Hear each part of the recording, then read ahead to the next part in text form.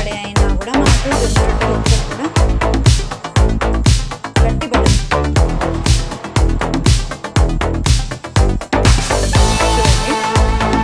Hi అండి, welcome to junior Savitri vlogs. ఈరోజు నేను జొన్న రొట్టెలు ఎలా చేస్తానో చూపిస్తా. చాలా మందికి జొన్న రొట్టెలు తినాలని ఉన్నా కూడా చేయడానికి రాదు. ఇంకొంతమంది జొన్న రొట్టెలు చేస్తే గట్టిగా వస్తాయని కంప్లైంట్ ఉంటుంది. ఇంకా అసలు జొన్న రొట్టెలు చేతితో చేయడం చాలా కష్టం కదా అని కూడా అనుకుంటారు.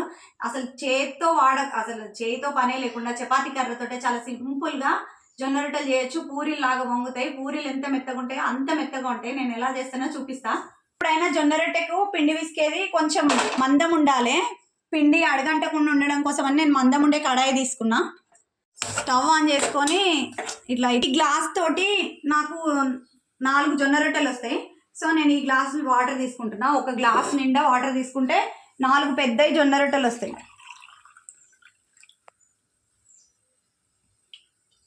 ఈ గ్లాస్ వాటర్ తీసుకొని వాటర్ బాగా ఇట్లా మసలాలి, కిందికి మీదికి మసలినాక అప్పుడు మనం పిండి వేసుకుంటూ కలుపుకోవాలి.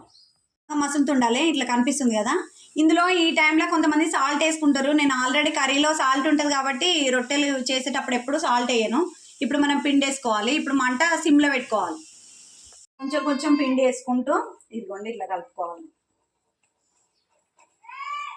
బాగా ఏదన్నా కర్ర కానీ ఇట్లా మన మామూలుగా ఏమంటారు స్పూన్ తోటి కానీ కలుపుతారు. నాకు అయితే ఈ కవ్వంది కర్ర వెనక సైడ్ ఉండేది తీసిన ఇదే నాకు కంఫర్ట్ అనిపిస్తుంది. రెగ్యులర్గా నేను దీన్నే యూజ్ చేస్తాను, అందుకోసమనే ఇది యూజ్ చేస్తాను.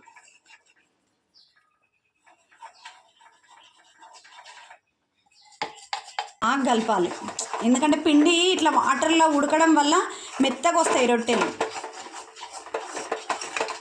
కలుపుతుంటేనే తెలిసిపోతుంది మనకు. ఈ పిండి కనుక కొంచెం గట్టిగా అయిందనుకో కొంచెం హాట్ వాటర్ పోసుకుంటూ చేసుకోవాలి. ఒకవేళ లూజ్ అయిపోతే కొంచెం పొడి పిండి చల్లుకుంటే సరిపోతుంది. కానీ ఫస్ట్ మనం పిండి కలిపేటప్పుడే ఉంటుంది. ఎక్కువ అంటుకోదు. ఇట్లా వేడిగా ఉంది, ఇట్లా చేతికి ఎక్కువ అంటుకోదు. ఈ టైంలో ఇట్లా ఉంటే కరెక్ట్ పిండి ఉన్నట్టు. పిండిని మొత్తం కవర్ చేసుకుంటా ఒక క్యాప్ పెట్టేసుకోవాలి. ఇట్లా పెట్టేసుకోవడం వల్ల గాలికి ఇట్లా ఏం పోకుండా పిండి గట్టి పడకుండా ఉంటుంది. పెట్టేసుకొని ఒక 5 మినిట్స్ తర్వాత పిండిని పిసుకోవాలి. అంటే వేడిగా ఉంటుంది కదా, గోరువెచ్చగా ఉన్నప్పుడు పిండి పిసిస్తేనే మంచిగా వస్తుంది. ఇప్పుడు పక్క పెట్టేసుకుందాం. ఒక 5 మినిట్స్ తర్వాత పిండి పక్కన పెట్టినాక 5 నిమిషాల తర్వాత మూత తీసి చూస్తే పిండి గోరువెచ్చగా అయిపోయింది. ఇంక ఇప్పుడు మనం పిండి విసుక్కోవాలి. ఇప్పుడు క్యాప్ పెట్టడం వల్ల మనం వేడి మీద పెట్టినాం కాబట్టి ఆవిరిలాగా వాటర్ లాగా వస్తాయి. అవసరం అనుకుంటే అవి కూడా వేసుకోవచ్చు, లేకపోతే లేదు. ఇంకా నేనైతే వేసేసిన. ఇంకా పిండి ఇప్పుడు బాగా విసుకాలి. ఎంత బాగా విసుకాలంటే మినిమం ఒక 5 నిమిషాల పాటు పిండి విసికితేనే పిండి రొట్టె మంచిగా వస్తుంది, పిండి కూడా మంచిగా ఉంటుంది. నిమిషాలు పక్కన పెట్టమంటే పావు గంట 20 నిమిషాలు మనం పక్కన పెట్టేసరికి పిండి గట్టిగా అయిపోతుంది. ఇట్లా ఉన్నది మనకు చేతులకు అంటుకోకుండా పోవట్లేదు. ఇట్లా అంటుకోకుండా అయిందంటే కరెక్ట్గా జొన్న రొట్టె చేసినా కూడా ఇంకా నీట్గా వస్తుంది అని అర్థం. మనకి ఇట్లా అంటుకోకుండా కావాలి. ఎంత మనం మంచిగా విసికితే అంత మంచిగా ఉంటుంది. ఒక మినిమం ఒక 5-6 నిమిషాలన్నా విసకాలి. ఇట్లా కొంచెం మనకి ఎంత కావాలో అంత కొంచెం కొంచెం పిండి తీసుకుంటూ ముద్దలా చేసుకొని రొట్టె చేసుకోవాలి. ఇంత తీసుకొని మళ్ళీ ఒకసారి మనం ఏదైతే చపాతీ పీట చేసేది ఉంటుంది కదా, రొట్టె చేసే పీట, ఆ పీట మీద కొంచెం గట్టిగా ఒత్తుకుంటూ చేసుకోవాలి. ఇట్లా బాగా విసుకోవాలి.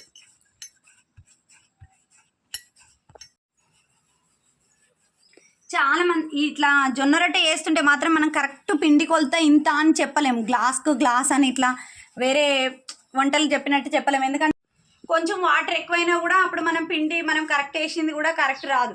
ఒకవేళ మనకి ఎప్పుడన్నా గట్టిగా అయితే కొంచెం వాటర్ వేడి చేసుకొని కొన్ని వాటర్ చల్లుకుంటే సరిపోతుంది.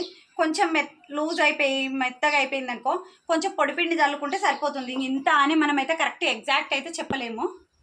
కొంచెం పిండి వేసుకోవాలి, కొంచెం పిండి చల్లుకోవాలి. ఇప్పుడు మనం ఈ చపాతీ ముద్దను ఇట్లా తీసుకొని ఇట్లా ప్రెస్ చేయాలి. లైట్గా ఇట్లా ఒత్తుకోవాలి.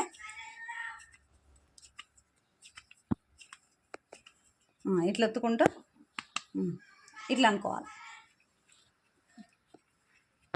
ఇది చాలా సంవత్సరాల నుంచి ఎక్స్పీరియన్స్ ఉన్న వాళ్ళు అయితేనేమో కొంచెం ఫాస్ట్గా చేయగలుగుతారు. ఇంకా కొంచెం బిగినర్స్ కూడా చాలా ఈజీగా చేయొచ్చు. ఎట్లా అంటే మనం గోధుమ పిండితో కనుక మనం చపాతీలు చేస్తాం కదా, సేమ్ చపాతీలు చేస్తే ఆటోమేటిక్గా జొన్న రొట్టెలు వస్తాయి. ఎందుకంటే మనం కర్రతోటే చేసి చూపిస్తా, చేయితో కూడా అవసరం లేదు. ఇప్పుడు ఒక సైడ్ ఇట్లా పెట్టుకోవాలి. రెండో సైడ్ మనము పిండి చల్లుకోవద్దు, ఎప్పుడైనా వన్ సైడ్ చల్లుకుంటే సరిపోతుంది. ఇట్లా మన చపాతీ కర్రతోటి ఇప్పుడు మనము ఒత్తాలి. ఇట్లా కొంచెం గట్టిగా ఒత్తొద్దు, కొంచెం మృదువుగా అంటే కొంచెం లైట్గా ప్రెస్ చేసుకుంటూ చేసుకోవాలి.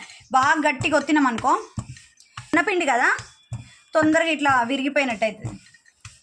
ఎంత రౌండ్గా వస్తాయో చూడండి మీరే, మెత్తగా అసలు విరిగిపోవడము పగలడము అట్లా ఏమి ఉండదు.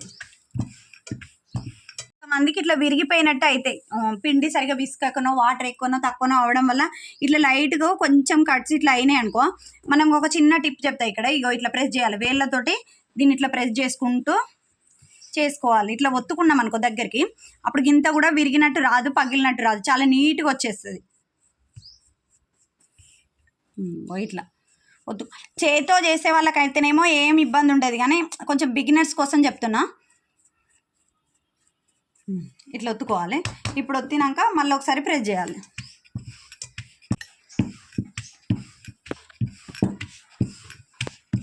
ఇప్పుడు అవసరం ఈ చపాతీ ఎటు సైడ్ అయితే మనము తాలుస్తున్నామో అటు సైడే పిండి చల్లుకోవాలి. ఈ పైన అవసరం లేదని చెప్పిన కదా, చూపిస్తున్నట్టుగా చేయాలి, మంచిగా వస్తాయి. పిండి కూడా మంచిగా సాగుతుంది. ఇంకా మిగిలిన పిండిని కూడా మొత్తం రొట్టెలు అన్నీ చేసేసుకోవాలి. పిండిని బాగా రొట్టె అంటే మందం కాకుండా పల్చ కాకుండా చూసుకోవాలి. ఇట్లా వీడియోలో చూపిస్తున్నట్టుగా ఈ మాదిరిగా ఉంటే సరిపోతుంది. ఇట్లుంటే రొట్టె బాగా పొంగుతుంది, రొట్టెలు కూడా చాలాసేపు మెత్తగా ఉంటాయి, ఎన్ని గంటలైనా.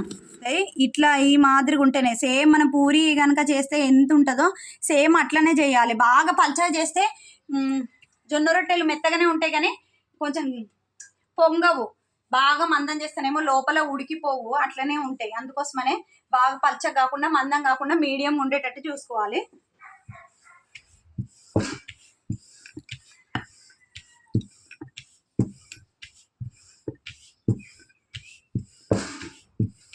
ఇట్లా చేసి పెట్టొచ్చు ఒకటి.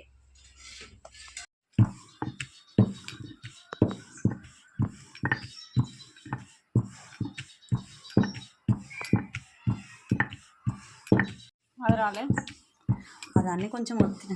ఇట్లనే రొట్టె చేసేసుకుంటే రొట్టె తీయడం కూడా చాలా సింపుల్గా ఎంత ఫ్రీగా తీయొచ్చు. మనం జొన్నలలో చాలా రకాలు ఉంటాయి, తెల్ల జొన్నలు పచ్చ జొన్నలు అని. మేము ఎక్కువ పచ్చ జొన్నలే యూజ్ చేస్తాం. పచ్చజొన్న గట్క, పచ్చజొన్న రొట్టె ఎక్కువ జొన్నలు పచ్చవే వాడతాం. ఇట్లా తెల్ల జొన్నలు జర తక్కువ. పచ్చ జొన్నలు డయాబెటిక్ ఉన్న వాళ్ళకి మంచిది కాబట్టి ఎక్కువ యూజ్ చేస్తాం ఇంట్లోనైతే. జొన్న రొట్టె కాల్చడానికి ఎప్పుడైనా మందం ఉండే పెంక తీసుకుంటేనే రొట్టె అడుగు మాడకుండా మంచిగా ఉంటుంది. ఇట్లా పల్చగా ఉండే తొందరగా మాడిపోతాయి రొట్టె. పెనం బాగా వేడెక్కినాక ఇప్పుడు పెంక చాలా వేడిగా ఉంది, వేడిగా ఉన్నప్పుడే మనం ఇట్లా మెల్లగా వేసుకోవాలి. ఇట్లా వేసేసుకొని ఇట్లా చేతితో చల్లొచ్చు, కానీ నేను ఎప్పుడైనా క్లాత్ తోటే తుడుస్తా. ఇట్లా నీట్గా తుడుచుకోవాలి.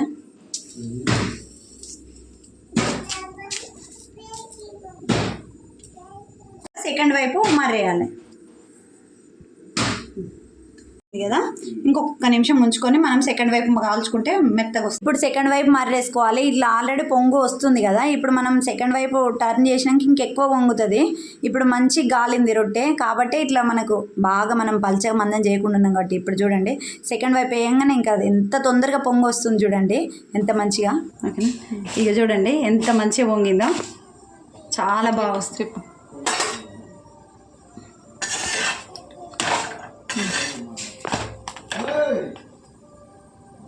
రొట్టె మిగిలిన అన్ని రొట్టెలు కూడా కాల్చుకోవాలి. ఒకదానిపైన మనం ఒకటి రొట్టె వేసినా కూడా అతుక్కోవు, ఎందుకంటే అది జొన్న రొట్టెలు గోధుమ పిండిలా రొట్టెలాగా మనం చపాతీలు చేసినప్పుడు ఒకదానిపైన ఒకటి వేస్తే ఇట్లా అతుక్కుంటాయి కదా కొంచెం సేపు కాగానే, ఇవి అట్లా ఏం అతుక్కోవు. జొన్న రొట్టెలు చేసినాక ఓ పావు గంట తర్వాత నేను రొట్టెలు కాలుస్తున్నా, అయినా కూడా అతుక్కోలేదు.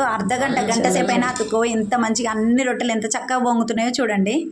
జొన్న రొట్టెలు అయితే చాలా మంచిగా వచ్చినాయి, మెత్తగా వచ్చినాయి. ఎన్ని గంటలైనా కూడా మెత్తగానే ఉంటాయి, గంటల తరబడి. ఈ రోజు చేసిన రొట్టె రేపు పొద్దున చూసినా కూడా అంతే మెత్తగా ఉంటాయి.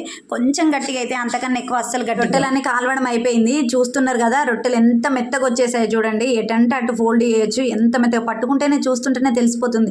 మనం అన్ని విధాలుగా ఫోల్డ్ చేసి చూపిస్తున్నా ఎంత మెత్తగా వచ్చినాయి చూడండి. ఇట్లా దగ్గరికి ఒక కర్చీఫ్ లాగా వచ్చేసింది, ఇట్లా పట్టుకుంటే కర్చీఫ్ లాగానే అయిపోయింది. అది మళ్ళీ ఇంతకు విరిగిపోలేదు, ఏం లేదు, మళ్ళీ ఎలా ఉందో సేమ్ యాజ్ ఇట్ ఈస్గా అట్లనే ఉంది. ఇప్పుడు కాదు, ఇంకా జొన్న రొట్టె చేసినాక ఒక 1-2 అవర్స్ తర్వాత కూడా చూపిస్తా. కొంతమంది కొంతమంది హాట్ బాక్స్లో పెడతారు, నేను అట్లా కూడా పెట్టలేదు, నార్మల్ ప్లేట్లోనే పెట్టాను. ఎంత మెత్తగా ఉన్నాయో చూడండి. జొన్న రొట్టెలు చేసినాక ఒక 3 అవర్స్ తర్వాత చూపిస్తున్నా. సేమ్ అప్పటికి కూడా ఇంత కూడా గట్టిగా కాలేదు, ఎంత మెత్తగా ఉన్నాయో చూడండి. మీరు చూస్తుంటేనే తెలిసిపోతుంది ఎంత చక్కగా వస్తాయి. ఇప్పుడు కూడా ఫోల్డ్ చేసి చూపిస్తాయి, ఎలా అంటే అలా మలిగిపోతూనే ఉంటుంది, అంత చక్కగా వస్తాయి. ఎన్ని గంటలైనా కూడా నెక్స్ట్ డే కూడా తినొచ్చు చక్కగా హ్యాపీగా. ఎవరికైనా రాని వాళ్ళు ఉంటే ఒకసారి ట్రై చేసి మీకు ఎలా కుదిరిందో తప్పకుండా కామెంట్ చేయండి. ఎంత చక్కగా వచ్చినాయో చూడండి. నేను ఎలాంటి హాట్ బాక్స్లో కూడా పెట్టలేదు, మామూలుగా ప్లేట్లో పెట్టి అట్లాగే పెట్టేసిన. ఆ తర్వాత కూడా చూపిస్తున్నా చూడండి ఎంత చక్కగా ఫోల్డ్ అవుతుందో. ఎంత మంచిగా ఉన్నాయి చూడండి. ఎన్ని రొట్టెలు, 4 రొట్టెలు చేశాను, చాలా చక్కగా వచ్చినాయి. హ్యాపీగా ఎంజాయ్ చేయొచ్చు. ఇట్లా ఉంటాయి. మనం దీని కాంబినేషన్లో ఏ కర్రీతో తిన్నా కూడా చాలా మంచిది. డయాబెటిక్, ఎస్పెషల్లీ డయాబెటిక్ పేషెంట్స్కి అయితే ఇంకా మంచిది. వెయిట్ లాస్ కావాలనుకున్నా దేనికైనా కూడా ఈ జొన్న రొట్టె మస్తు యూజ్ అవుతుంది, హెల్త్ కూడా చాలా మంచిది. ఇప్పుడు దీంట్లోకి ఇంత బాగుండే ఈ జొన్న రొట్టెలు తప్పకుండా మస్ట్గా ట్రై చేయాల్సిన రెసిపీ. వేడి వేడి జొన్న రొట్టెలు ఏ కర్రీ కాంబినేషన్ అయినా చాలా బాగుంటుంది. ఎంత బాగుంటుంది అంటే అసలు తింటుంటే అసలు మరవలేం. దీనికి ఇంకా డెడ్లీ కాంబినేషన్ అంటే మటన్ కర్రీ. ఇంకా మటన్ కర్రీ తోటి ఒక పీస్ తీసుకొని అలా నోట్లో పెట్టుకొని తింటే ఆహా అద్భుతంగా ఉంటుంది, చాలా అంటే చాలా బాగుంటుంది.